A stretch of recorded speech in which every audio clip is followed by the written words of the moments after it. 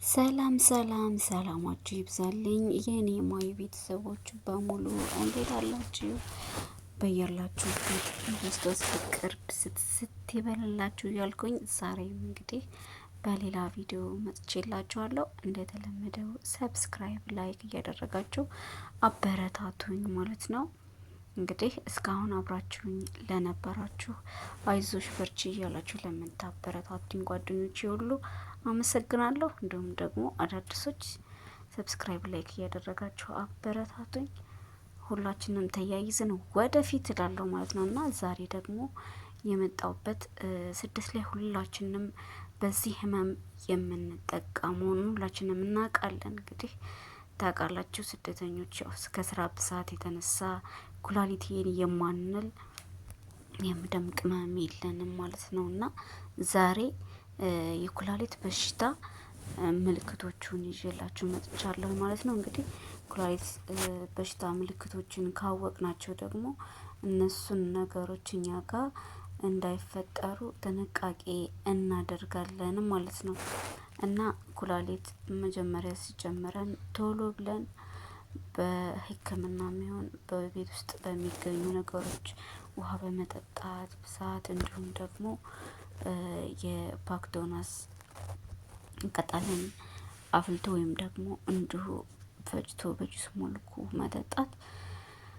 እና በተለያዩ ነገሮች ማከም ሳይብስብን እንችላለን ማለት ነው እና እስኪ መጀመሪያ ሲጀምረን የምናያቸው ምልክቶችን እኔ ማለት ነው። አንደኛ የሽንት መጠን መቀነስ ሲጀምረን ገና ማለት ነው። ሁለተኛ በሚሸኑበት ወቅት የማቃጠል ስሜት፣ ሶስተኛ በተከታታይ ወይም ደግሞ በተደጋጋሚ መሽናት፣ አራተኛ የሽንት ፍሰት መዛጋት፣ አምስተኛ የፊት የሆድና የእግር እብጠት ወይም ደግሞ ደም ወይም መግል በሽንት ውስጥ ማየት። እንግዲህ አንዳንዴ ሽንታችን በጣም ቢጫ ሆኗል፣ አንዳንዴ ነጭ ይሆናል እና እሱ ለኩላሊት ህመም የመጀመሪያ ምልክት ነው ማለት ነው። ስለዚህ ምልክቶችን ባየን ሰዓት ወደ ሕክምና ወይም ደግሞ ራሳችንን በቤት ውስጥ ማከም መጀመር ይኖርብናል ማለት ነው። ማቅለሽለሽና ማስመለስ፣ የምግብ ፍላጎት ማጣት፣ በአፍ ውስጥ ያልተለመደ ጣዕም፣ ከፍተኛ የደም ግፊት፣ የደም ማነስና ቶሎ ቶሎ መድከም፣ ማተኮር አለመቻል፣ የቆዳ መቅርጣት፣ የማያስተኛ ደረጃ የጀርባ ህመም እና ይህ በሽታ ማለት ነው በሚገርም ሁኔታ እኔ ራሱ እያሰቃየኝ ይገኛል ማለት ነው። እና ሁላችንም ስደት ላይ ስንሰራ ራሳችንን የማንጠብቅ ከሆነ በዚህ በሽታ የመጎዳትና አልፎ ተርፎ ደግሞ ለሞት እስክንደርስ ድረስ የሚያደርሰን በሽታ ነው ማለት ነው። እና ከዚህ በሽታችን ደግሞ ለመዳን ወይም ደግሞ ለማገገም እነዚህ የተናገርኳቸውን ምልክቶች በምናይ ሰዓት እንግዲህ ራሳችንን መንከባከብ መቻል አለብን ማለት ነው። ሳይጎዳ ከተጎዳ በኋላ ምንም ማድረግ ስለማንችል ሳይጎዳ ቶሎ መድረስ አለብን ማለት ነው። እና በነገራችን ላይ ግን እኔ ይሄ በሽታ በጣም ያመኛል እና ውሃ በደንብ በምጠጣ ሰዓት ግን ምንም አይነት ስሜት አይሰማኝም ማለት ነው። ውሃ በደንብ መጠጣት በደንብ እንደውም ደግሞ ባክዶናስን ስንጠቀም ብንችል ከደፈረን በጁስ መልኩ እንደዚህ ፈጭተን አጥለን መጠቀም እንችላለን ማለት ነው። ካልቻልን ደግሞ አፍልተን ግን ስናፈለው በጣም መፍላት የለበትም። የተወሰነ ከፈላ በኋላ ወጥተን ሲቀዘቅዝልን መጠጣት ማለት ነው እና አብዛኞቻችን በሚባል ደረጃ እንግዲህ የዚህ በሽታ ተጠቂዎች ነን ማለት ነው። ማለት ነው። እና ውሃ በደንብ እየጠጣን እንዲሁም ደግሞ ፈሳሽ ነገሮችን በመውሰድ ራሳችንን ማከም እንችላለን ማለት ነው። ይህ ግዴታ እስከሚያመን ድረስ መጠበቅ የለብንም። በደንብ በጣም ቁመን ስለምንውል ስለምንቆም በደንብ ውሃ ያስፈልገናል። ምክንያቱም የምናወጣው ኃይል በውሃ ማንተካው ከሆነ በፈሳሽ ነገር ማንተካው ከሆነ ለኛም ለኩላሊት በሽታ ብቻ ሳይሆን ለድርቀትም ለተለያዩ በሽታዎች ይዳርገናል ማለት ነው። እና አይን አካባቢ የሚከሰት እብጠት አለ። የሰውነት ድርቀትና ማሳከክ አለ። ጧት ማቅለሽለሽና ማስታወክ ምሳሌ ጧት ስንነሳ ጥርስ አፋችን ውስጥ ያልተለመደ ጠረን ልክ እስክንቦርሽ ድረስ የሆነ የሚያስታውከን እኮ አለ አይደለም። እንደሱ ነገር በጣም ብዛት የምናይ ከሆነ በተደጋጋሚ ማለት ነው። እና ደግሞ ይሄ እግር ቁርጭምጭሚት እብጠት እንደዚህ አብዝተን በምንቆም ሰዓት አይታችሁት ከሆነ የእግራችን ቁርጭምጭሚት በጣም ነው የሚያብጠው ማለት ነው። እና ያን ስሜት በሚሰማን ሰዓት ራሳችንን ከስራ ትንሽ ገለል አድርገን ለራሳችን ጊዜ መስጠት እንዲሁም ደግሞ ትልልቅ ማለት ከኛ በላይ የሆኑ ስራዎችን ከመስራት መቆጠብ ማለት ነው። ያኔ እንግዲህ የሰው ቤት ነው አውቃለሁ። በቃኝ ደክሞኛል የማንልበት የራሳችን ቤት በሚሆን ሰዓት ግን ደክሞኛል ብለን የምንተኛበት ነገር ይፈጠራል። ስደት ላይ ግን ይሄ ነገር የለም።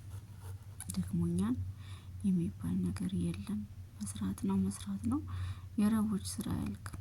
ነገር ግን ደግሞ ከአቅም በላይ የሆነ ስራን ግዴታ ስሩ ቢሉን እንኳን ደክሞናል ብለን ራሳችንን መንከባከብ ግድ ይለናል ማለት ነው። ምክንያቱም ከተጎዳው በኋላ መድሃኒቱን ማግኘት ስለማንችል እንግዲህ ብዙ እህቶቻችን እየተመለከታችሁ ከሆነ በቃ ከስደት የሚመለሱ እህቶቻችን በዚህ በሽታ የተጠቁና ብሎም ለሞት የሚዳረጉ ናቸው። እኛ ያ እንዳይገጥመን በብዛት መጠቀም ያለብንን እየተጠቀምን ራሳችንን ከዚህ ህመም መከላከል እንችላለን ማለት ነው። እና እኔ አሁን በደንብ ውሃ በምጠጣ ሰዓት እግዚአብሔር ይመስገን ይተወኛል። በደንብ ውሃ ከጠጣሁ ማለት ነው። ግን ውሃ መጠጣቴን ሳቆም ወይ በስራ ምክንያት ወይ እንደዚሁ ደግሞ ውሃ አልወሰደኝ ብሎ ከሆነ በጣም ያመኛል ማለት ነው።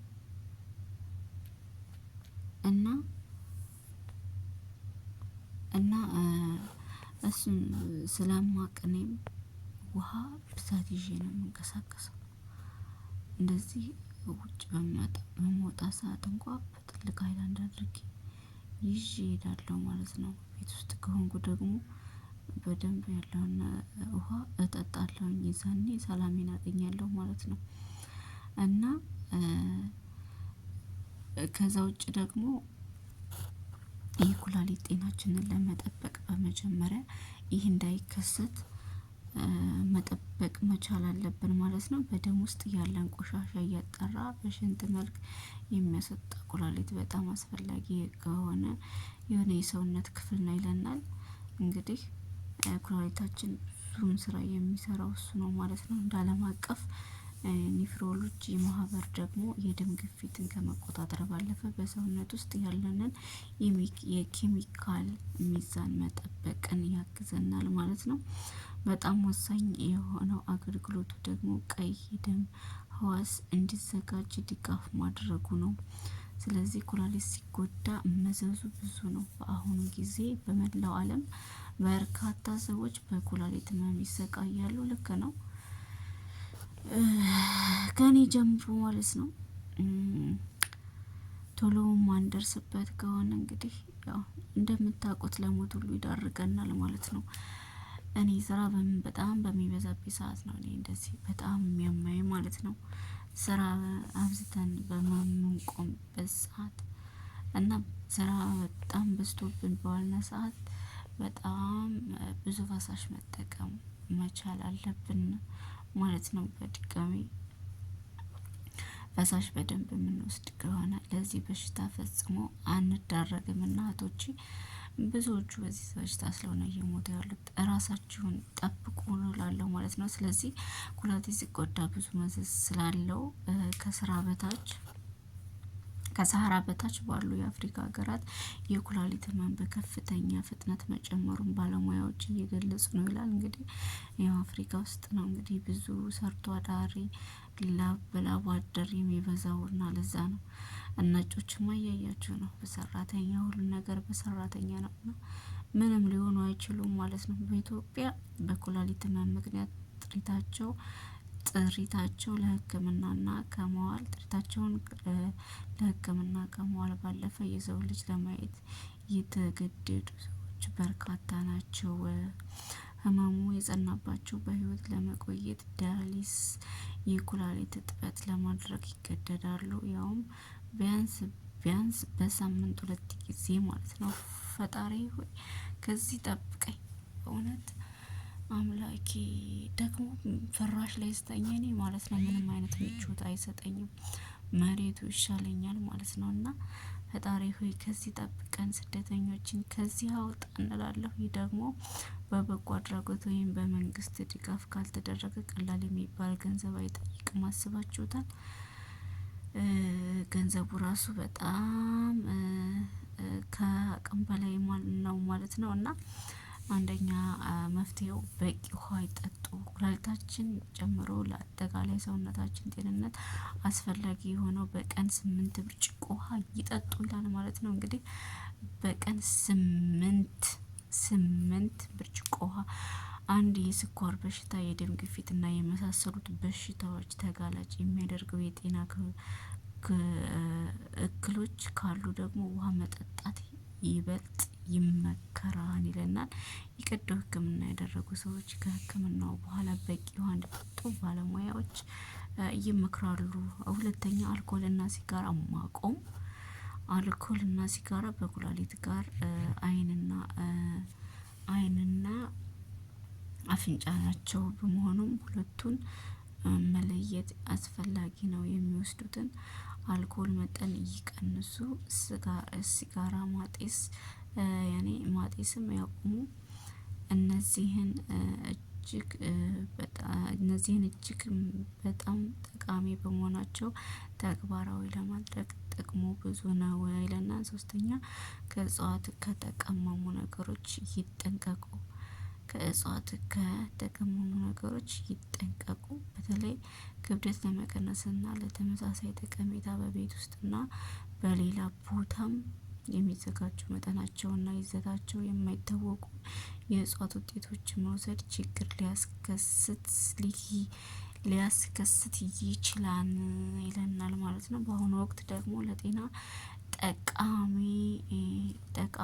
ጠቀሜታ አላቸው ተብለው የሚዘጋጁ እጽዋትን በተመለከተ ማህበራዊ ሚዲያዎች ላይ በተስፋ መረጃዎች ይሰራጫሉ። ሁሉንም ማመን ግን ምን ይላል ይከብዳል ይለናል። ስለዚህ እነዚህን የእጽዋት ውህዶች ከመውሰድም በፊት ሐኪሙን ማማከር ይጠበቅበታል ይለናል። እና እንግዲህ ከዚህ እነዚህ የጠቀስኳቸውን ተግባራዊ በማድረግ ከዚህ መጥፎ በሽታ ነፃ መሆን እንችላለን ማለት ነው። ቀጣይ ደግሞ ከነዚህ ተጨማሪ ያሉትን ይዤላችሁ መመጣ ይሆናል። እንግዲህ እንደተለመደው ሰብስክራይብ፣ ላይክ እያደረጋችሁ አበረታቱኝ ማለት ነው። ትልልቅ ዩቲዩበሮች ትንንሾች አድርገው እስከሆነ ድረስ እንግዲህ ላይክ፣ ሼር፣ ኮሜንት እያደረጋችሁ አበረታቱን። እኛ ጀማሪዎችም እንደነሱ ትልቅ ደረጃ እንድንደርስ እላለሁ።